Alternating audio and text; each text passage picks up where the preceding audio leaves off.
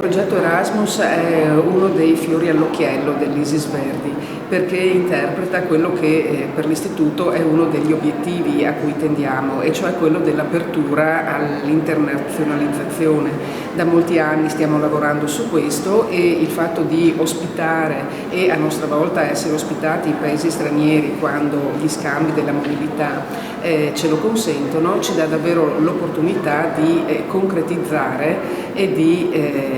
andare verso questo obiettivo che per noi è estremamente importante. Quindi intendiamo il nostro istituto come una sorta di punto d'incontro tra il territorio e appunto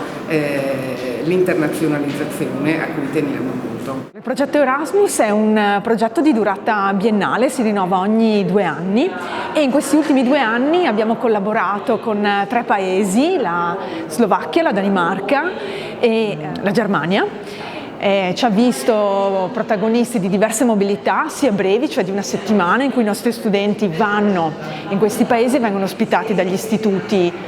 di Copenaghen, di Bratislava e di Laufen, ma anche mobilità più lunghe di 2 mesi, in cui alcuni studenti spendono per l'appunto 2 mesi presso le scuole straniere con un loro progetto personale. Ora ci troviamo noi ad ospitare per 1 settimana le 3 delegazioni dei paesi stranieri nel nostro istituto, lavorando su un progetto che tocca il tema della sostenibilità, un tema a noi molto caro come scuola, ma anche come territorio.